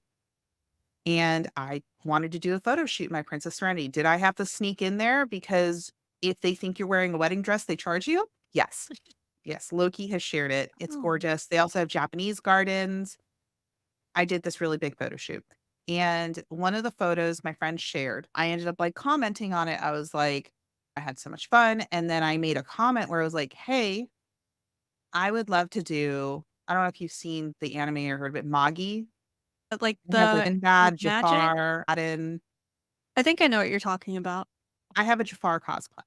And I was like, hey, I would love to do this thing. If anybody's got a Sinbad cosplay, because I wanted to go to the gardens again because it would look gorgeous for a Magi cosplay. And my wife commented on it. Was like, well, I cosplay Jafar also. And I was like, who cares? We can both go. And we ended up becoming friends and it just went from there. We became friends and we moved in together. So we met June 1st was the first time we ever spoke, and we were living together by October. We met because of my this Princess Serenity photo that does pop into my Facebook memories every June 1st. Yeah. And I always say happy anniversary. Yeah, we met because my friend had not posted that Princess Serenity photo. I never would have met my wife. How cute is that? Yeah, that's really sweet. Yeah, it's 7 years now. Aw. I love you too. You guys are so cute. We're super gay, but That's you guys are adorable. anime conventional cosplaying, yes. That's so cute. Yes, I did propose to my wife in the gazebo of the photo that we first met on. Yes. Look, Jackie's like, I'm gonna fucking cry. Oh my God. Yeah, all right. I love that stuff. Yeah, I proposed in the gazebo of the photo, and then she slapped me. So I love that. it was beautiful. All right, and then what do you mean I better pull off hella bitches when I wear jock and no excuses? I'm only half joking. You better be not joking. If he wants to do like an ugly jockin next to my Sesshomaru, but lift up the legs and it's fishnets and like high heels. Yeah. Do it. It's a That's so funny. underneath. Yeah. And then Oda just had a quick question for you. Do you left your left arm hang free or tuck it away when Sesshomaru? I have both hands.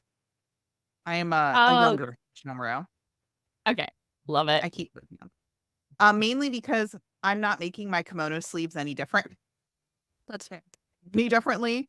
But I also, it's fun because I polish my nails white and I always do claw nails anyways because I love being Sesshomaru. It's a lot of fun. I can't wait to go back to the cosplay scene.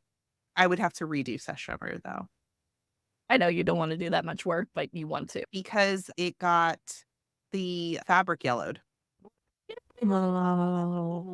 I might be able to actually rescue it because, by the way, all the cosplayers who are here and watching us, there is a product. It is a carpet cleaner. It is called Folex, Folex. You can get it at Home Depot, Lowe's. Folex, carpet cleaner. Mhm. Use it to clean your cosplays. It will take everything out of your cosplays, and it is super gentle and will not damage the fabrics. Really? I have used it on my Princess Serenity, on, I forget what, because I used like very sheer gauzy material to get the flip, and it took a stain completely out of this very delicate material without doing anything. Chiffon. Damn, Yeah. that's It took a impressive. stain out of chiffon. Yep. Because I think I got caught in an escalator with Yeah, it. that sounds about right. Yeah. And I had a black stain on chiffon. Oh, Took it right out. Super gentle. It also helps when you have dirty hems on your Mhm. dresses. Oh, and Okay. it does take out grease stains. Yeah, it was a grease Ooh, stain. too bad I could have Took it saved out dress. and didn't leave any grease marks. That's impressive. Yeah. So Fola, for all the Okay. cosplayers out there. Okay, cosplayers helping cosplayers. We need Alright. all of that. It's a genius. It's a genius stuff. All right, and then last question I have for you two that I want to talk about: who is the best romance Venus has? Because if you notice something, Venus has a very particular type of character. Because it's Ace, it's Kunzite, it's Yaten. Who else is she paired with? She's paired Mars. I'm gonna say a really random, possibly unpopular opinion. Go for it. Go ahead. Tiger's Eye. Right? He's my favorite villain because of that episode. Oh, funny. You would save him. She would save him. Yeah. I can save say him. Oh, the guy from No, the I can't remember his volleyball name. episode. You're right, Sora. Because that was such a cute. And when he realizes she's Sailor Venus and he doesn't do anything at the end, and he's just like, go be you, girl. I just think it's interesting that all of her character types that she has a romance with all seem very similar, but completely different at the exact same time. Oddly enough, I don't like, please don't kill me if I pronounce it wrong, Yaten? Yaten? Yaten. Yeah. That's it. No, Yeah, it's okay. I don't like, because I feel like he's so cold to her and she just keeps trying and it's just, you're hurting I'm going to my be honest. feelings. I ship Yaten with Luna. Yeah, I feel like he had more of a connection with the cat. I don't know. That one's just like a meh to me. No, I can get that. Honestly, that relationship is all hair flips. Yeah. Like, they're just flipping their hair back at each other. Yeah. I would have liked to mean- explore it if he'd have been nicer to her. Uda's got a point also. Minako and Artemis is actually a ship with some people. Yeah. No, that's It- very true. All right, so Uda said, low-key, the episode where the volleyball player made me really wish Minako and Artemis were possible, especially when we see human Artemis. Meow. He is pretty hot. Yeah. But again, falls perfectly into her trope of silvered-haired gentleman. That's what I was thinking too whenever you said that. I think it would be really cute, but since I ship him with Luna, and then they've really established the fact that they just have a very brotherly, sisterly friendship type of bond, that's the only reason why I don't. But it would be cool to explore. It would be. And then Sora also coming in saying, oh, and the detective guy from Sailor V flashback in the anime. I forgot about him that she is in love with him, but that's a no. Mm-mm. No, because he's not good for her. He don't Nope. appreciate her. He Nope. doesn't care about her. We can read the riot act to that man. Yeah. There's really no good ships for her. There really just isn't, to be honest. I feel like nobody really treats her well. She also, in the one episode where her and Makoto were fighting over the preschool teacher as well in Super S.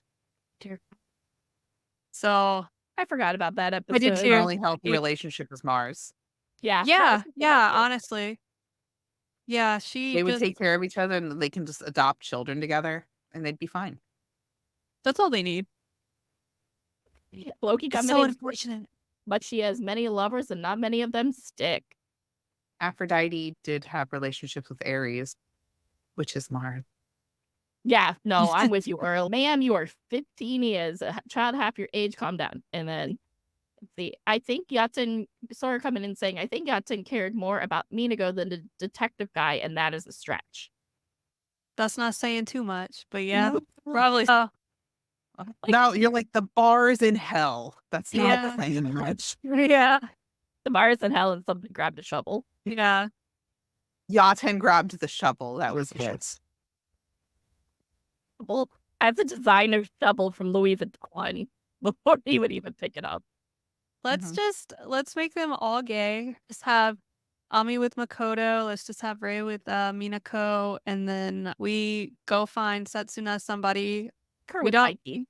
We don't worry about the kids right now because they're kids. But yeah, Loki coming in saying Yatsen wouldn't touch a shovel. You seriously want him to sweat? He just a shovel, as if. And then Oda saying Minako calls herself the goddess of love, so it checks out she's in the I can fix him category. Whoa, she's the queen of I can fix. She tries really hard. I'll give her that. Because Kun's like back in the past. He was just doing his job as was she. They were the same level. Welcome to the comments. I love them. They're fun. Everybody's really nice. We're just here to have a good time.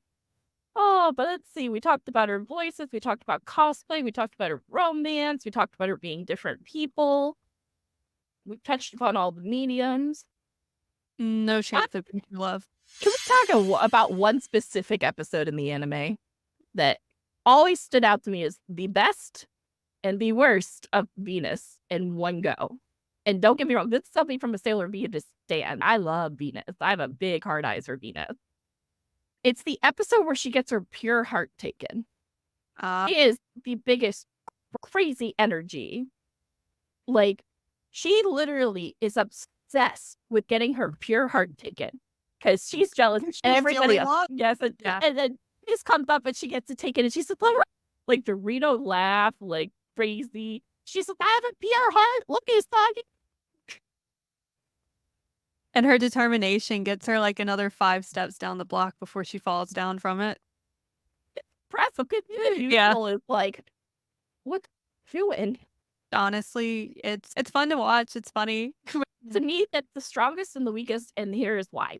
It is the strongest because it is showing Minako is such a badass. She can have her pure heart taken out and still function and still run and try to evade the enemy, which nobody else has done before. Everybody else immediately falls down.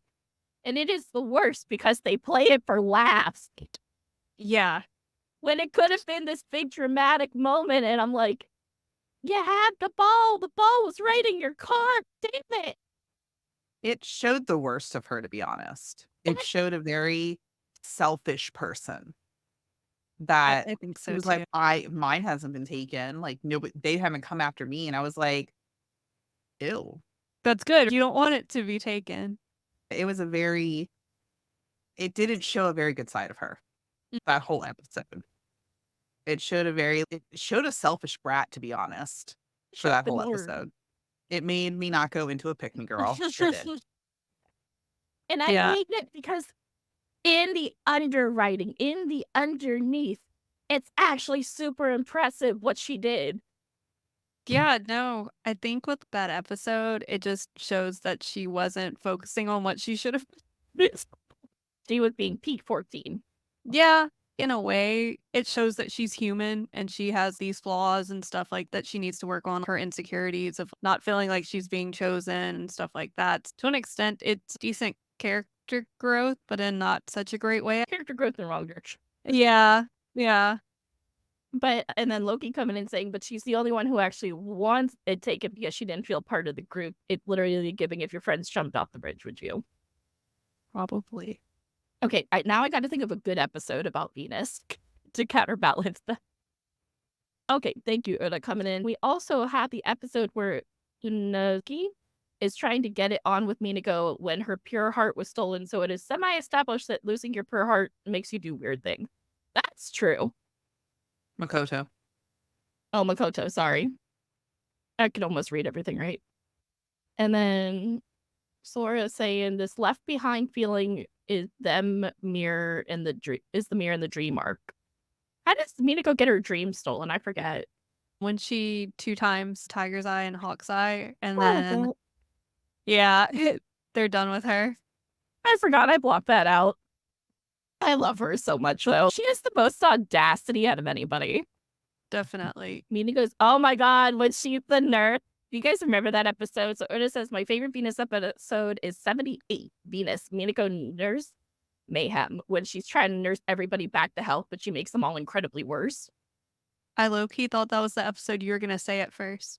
No, I don't know why the Crystal Heart. I'm a big fan of Eugil and the Witches 5, so I think that's why it stands out more to me.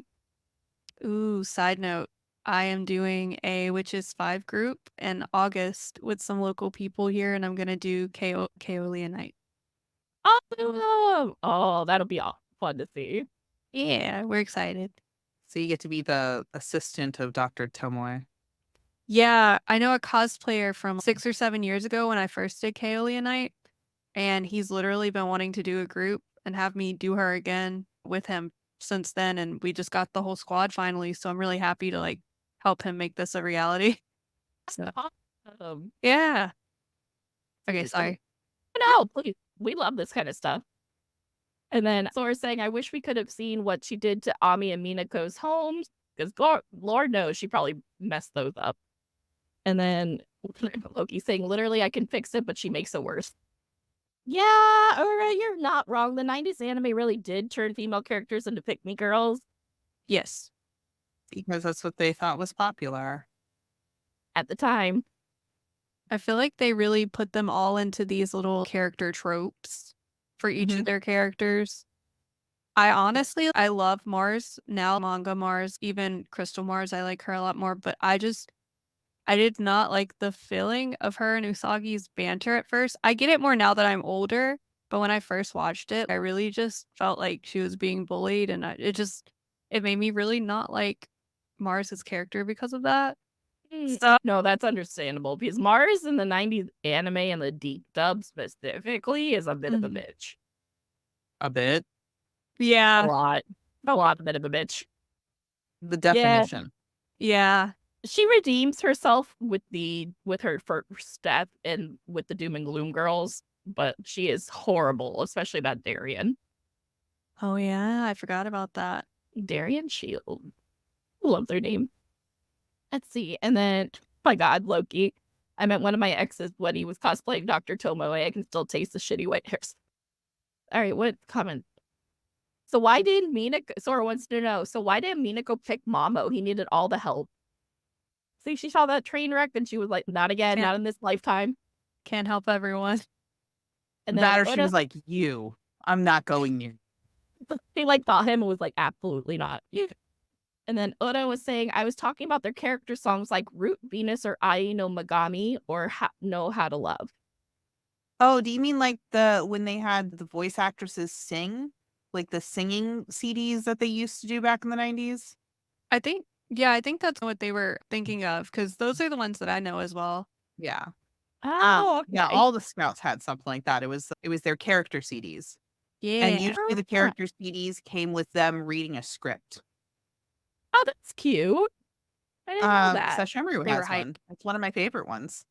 Oh, that's right. You told me about that one. Oh, okay. Loki does share to the chat. I don't know if you're able to grab that as. I'm not able to. And then real quick, Sailor Denzel coming in while you're loading that says, what about Minako's parents? They showed up in the Sailor V manga, but I don't think they're ever even mentioned in the anime. They are mentioned in the Sailor V manga, but they seem like the most checked out parents to me. Yeah, I'm trying to remember. I feel like there was one instance with her mom where she was just scolding her Yeah. about something. We can Yeah, only like play a I'll little bit remember. of this. That's all we can play of it. Because we learned about our lesson. Is that like a copyright thing? I understand. We try That's to play nice. Sora telling us first, real quick, that Minako's parents were never given names, which shows how inconsequential they were to her story. And then Oda saying, and yeah, when the voice actresses would sing songs as their characters, mostly because Root Venus is so good they just had Minako sing it twice in the universe. I think she sang it in the episode with the preschool teacher and then again in the 5th season. Okay, that sounds right. She's seeing it during like the idol competition that her and Mars were in. That was it. And that was back in what season? I think That was only Ray ours. was in it. I think that was 5th Oh, was season. it Ray was the only one in the competition? I thought her and Venus were in it. In season 2, Ray Oh, does a song for her school, I think, or whatnot. So not a competition based, but like she does sing. And then I think Minako is the only one who does the competition in season 5. you're right. Yeah, I remember that. And then we're coming in with a popular fan theory is that Minako was raised overseas, which is why she messes up comet idioms all the time. What do y'all think about that? I can see that. Because that would make a lot of sense because she was supposed to be raised overseas with in the Sailor V manga. She basically is just not good at Japanese, is all they're saying.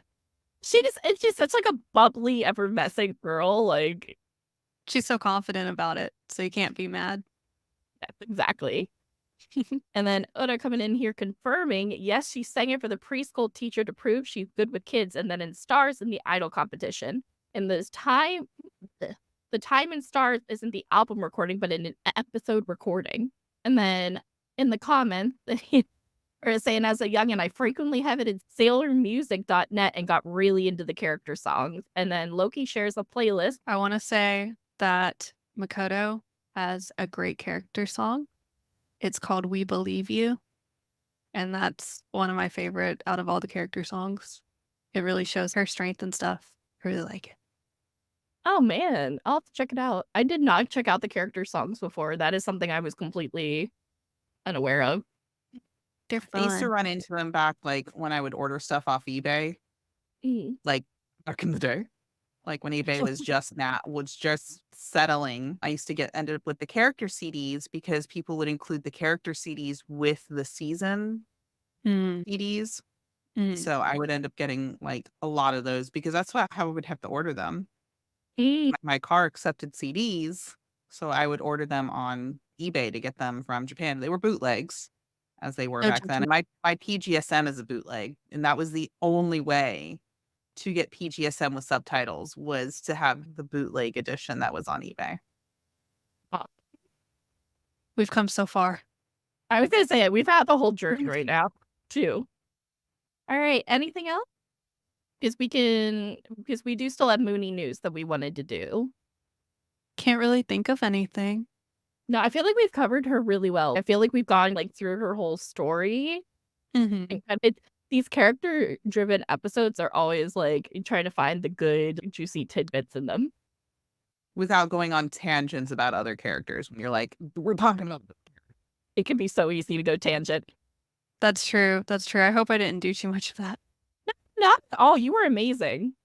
Cool. No. And yes, Oda, please dump the songs via Discord. That would be awesome. Everyone should hear them. Like I am a tangent. Or you're the most on a tangent. All right. So shall we go into our Moonie news? All right. So first off, I have a little bit of Moonie news that I wanted to do. So usually the Moonie news is with Az, but I am taking over for a little bit. So there is a book. If you guys remember, in season 1, we had a wonderful author, Cece Gonzalez, on. And she has written books that are published now that actually, in their early days, were Sailor Moon fan fiction. And it was Sailor Uranus and Sailor Neptune. And I am one of the biggest fans ever of her book series. So let me share my screen so I can talk about it a little bit. So the book that just came out is called The Curse of the Goddess, the Queen and the Heiress, Book 1. Let's see, is that legible enough? Does that look better? What it's gonna get. I'm doing my best. But it is available on Kindle and in paperback. So what it is, for a little summary, the eyes are the window to the soul. The oracle foretold that Princess Valda of the Sky Kingdom would discover her mate on her 25th birthday. They would lock eyes and find each other, and it have happened since the dawn of time. Valda wanted to believe the oracle, but her hopes of finding her soulmate were shattered when she inexplicably lost her vision during her birthday celebration. Needing time to heal and adapt to her new reality, she was assigned as an assistant a young woman named Maris who set her body and mind ablaze. It's funny, I've read these names so many times, but I never said them out loud. Maris just wanted to navigate life as quietly as possible. After her home in the Sea Kingdom was destroyed, she was adopted as a baby, a Skyland soldier and his wife. Maris kept hidden for most of her life until tragedy struck. Alone and struggling to survive in the kingdom where Sealanders are unwelcome, Maris found herself working in Oberon Castle, face to face with the man she believed is responsible for her suffering, while also caring for the next queen of the Sky Kingdom. Despite her reluctance to accept a mate, Maris cannot resist her attraction to Valda and needs to be with her at all times. Yet she uncovers the truth about who could be behind her demise, but how can she do so when Valda consumes her every breath? All right, so it is a wonderful book. It is by that Abide Spicy, just to warn everybody. And Yes. Yay. it is, In our month of June. in our month of Pride Month, and it just came out on the 13th, so it just came out 2 days ago. Please go give Cece some support. We absolutely loved having her on the show. We hope to have her on the show again, and we're just all about this book. And I gotta take this away just so happy birthday, Gaze! And it's straight fire. I absolutely love Cece Gonzalez. She's my favorite author. I've read her books before, and I'm obsessed with this new series. All right, and then Az, you have a book you want to talk about? Yes. So, following on Sailor Moon and Sailor Moon Inspired, this is the reason I picked up this book. I ran into it on like Facebook advertising, and it was like, for those who love Sailor Moon. It is called Zahara. It is by S.J. Jones. This is my copy. I was able to order it. This is the Illumicrate Special Edition. So it's very pretty. The next book is called Ami. Okay. I'm going to show you guys the inside. So the only way you're getting this is if you get on eBay and get someone's Illumicrate edition. This is Sailor Moon inspired. It's called Guardians of the Dawn.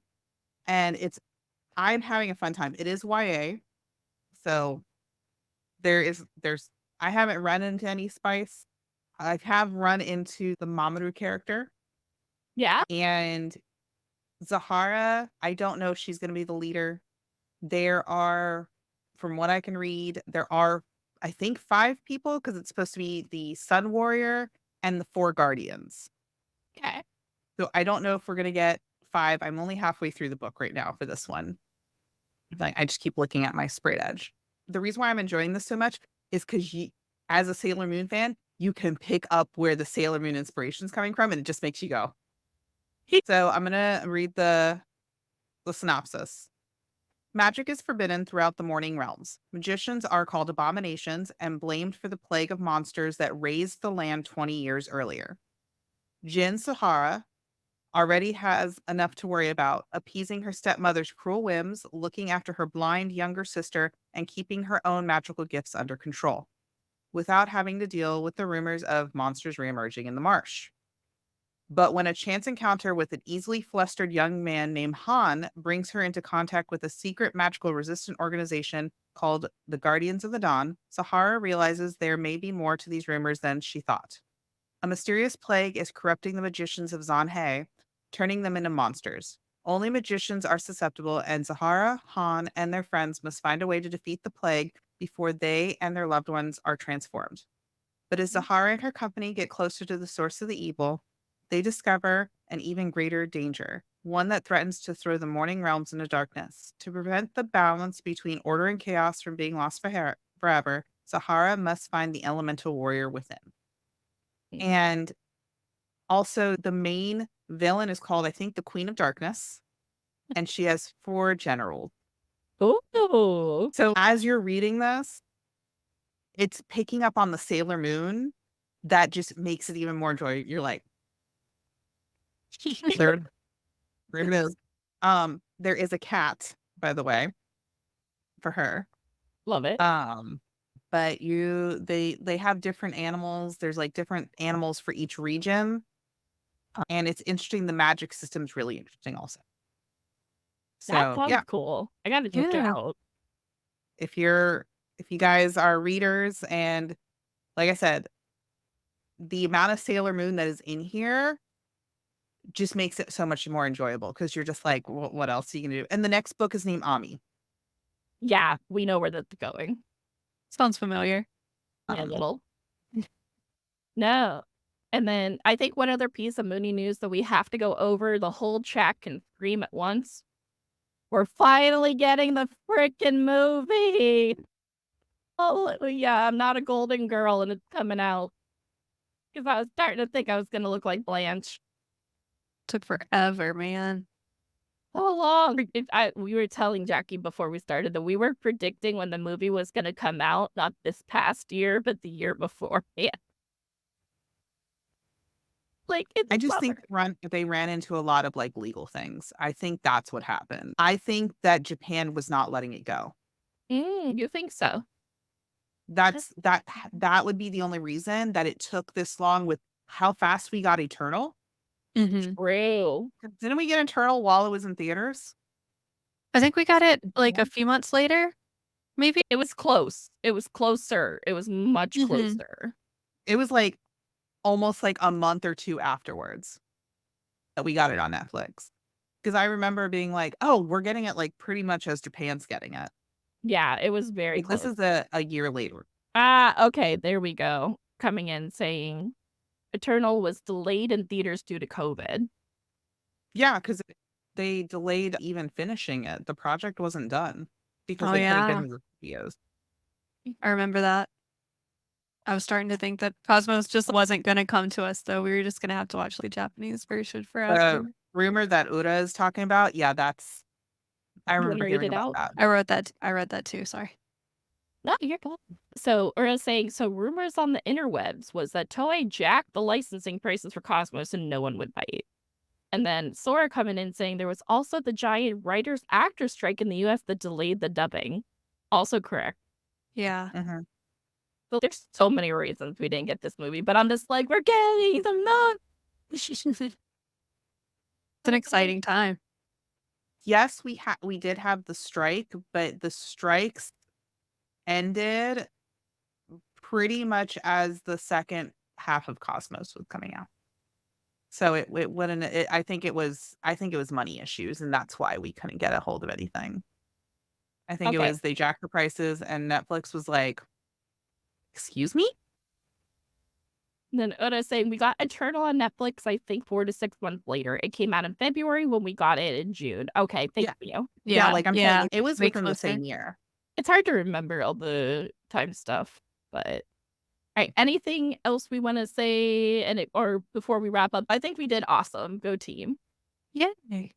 All right, so let's go ahead and bring us out, Az. All right, and that brings us to the end of our episode. Thank you all for joining us for the 7th episode of Season 3. We'll be going on our next Moonie adventure on July 20th with our special guest, Breathless Air Designs. We'd like to thank our special guest tonight, Jackie Much Hotness Cosplay. I like that name. I know, I love the go name ahead and plug yourself. Oh, so that's based on a Doge meme from 2013, by the way. So nobody like it is. Yeah. I made that back in 2013. So it was like such coolness, much hotness. Yeah, it's. I remember that. Yeah, no, thank you guys so much for having me. I really appreciate it. This was a little dream come true for me getting to come on here after loving Sailor Moon for so long. My Instagram is at Much Hotness Cosplay. I'm not on there quite as much as I used to be. I just have a full-time job, so getting to do cons and stuff is a little bit harder, but I will be going to Dragon Con at the end of August, and we'll be doing some Moonie stuff and some Yu Yu Hakusho stuff. Yeah, that's Yu. So really excited for that. And yeah, that's about it. All right, our fellow Moonies. Make sure you follow us on all of our socials. You can find those in the link tree in the description. And of course, I'm Azira, or Azira_witch here on Twitch. I've actually changed all my socials to that, thankfully. I usually stream on Saturdays, and then I switch over to Sundays, and I do announce that on the Discord and all my socials. I'm actually a VTuber, so the only time you're going to see my face, I am very excited. My wife is the Comfy Witch. She does do all of my art. It's fantastic. Yes, you can follow my wife at Comfy Witch. Usually pretty much everywhere, I think. That's what I don't Loki think there's told any me. underscores. I don't think there's any underscores in other places, but usually it's the Comfy Witch. She does all my designs. And yeah, so you can join me tomorrow at 2. I'm going to be doing Disney Dreamlight Valley because my friend got me back into it. And I'm like, damn it. So yeah, just you can follow me on all my socials. I usually post Moonie stuff, a lot of books. I don't just have this collection behind me. There is a library in the other room. Yeah. It fills half of a room. I picked two very expensive hobbies. Yeah.